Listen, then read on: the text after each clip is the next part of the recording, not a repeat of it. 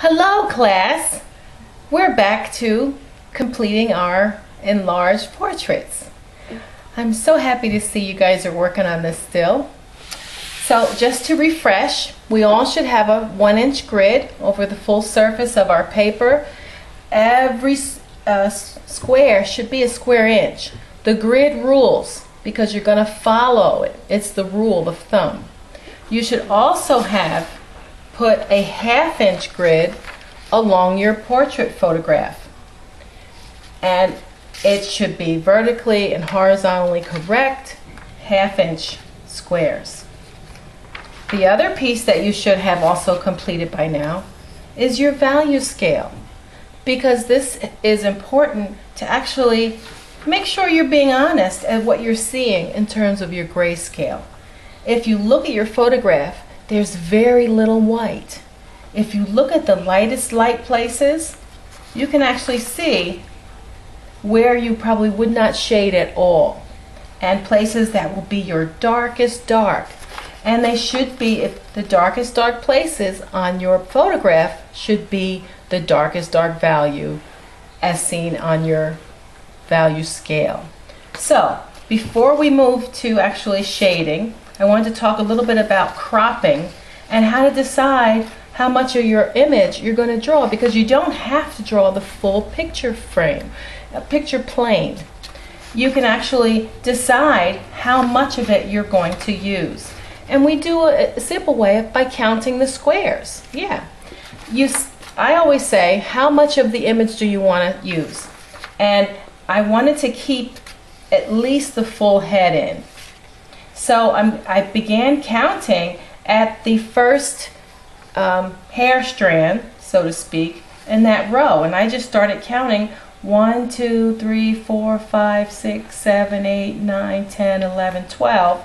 And I could see that 12 brought it all the way over to the last hair strand. And coincidentally, we only have 12 boxes across. So if I were going to hold my picture vertically and draw it vertically, I would only be able to get 11 or 12 in my picture plane. So I went ahead and labeled the numbers all the way across to correspond with those 12 rows going down. Now you do have the option of turning your paper horizontally, and then you would have the full 12, but you wouldn't have the depth. And that's the other thing you want to start to take into consideration before you commit to horizontal or vertical.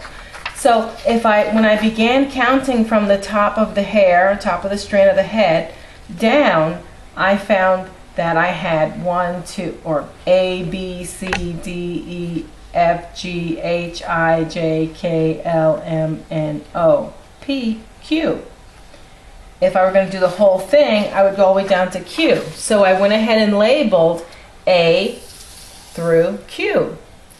I can definitely, if I start at the top of his hair, he could fit his whole picture plane. And I put what's called crop marks in, which tell me the top of the picture plane is not going to be any taller than here, and the sides are going to end here. So we only have to shade within the cropped area.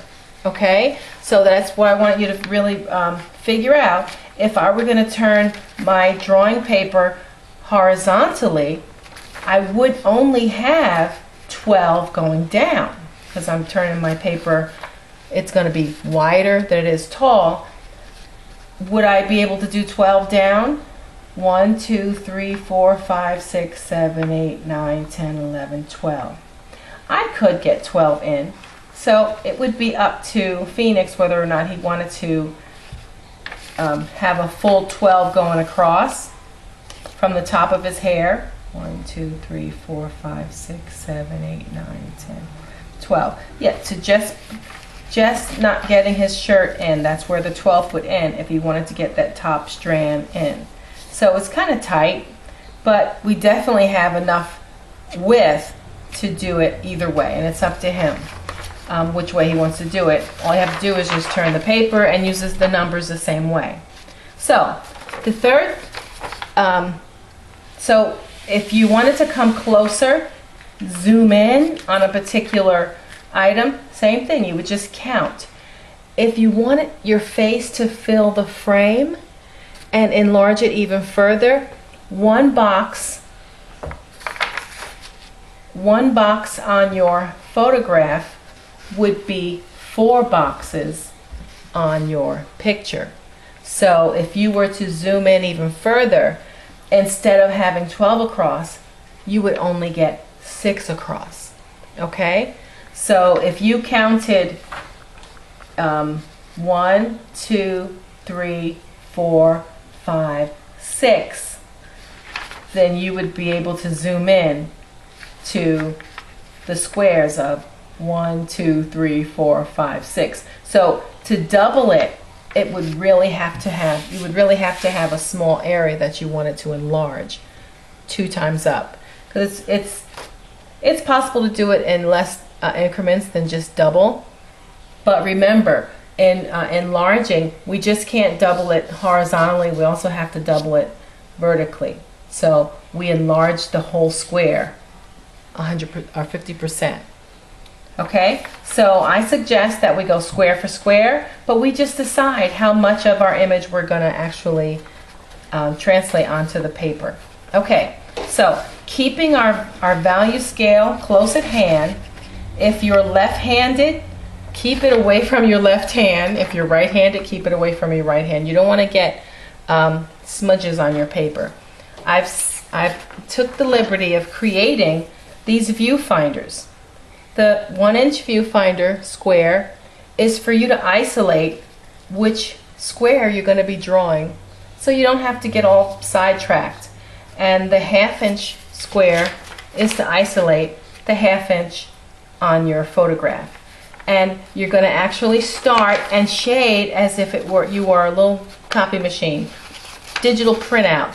And I suggest that you go row for row. Most of row A, you start with A1 here. If you wanted to tape it down, you're going to shade everything you see in A1, and here's A1. So I would keep it close and begin to shade.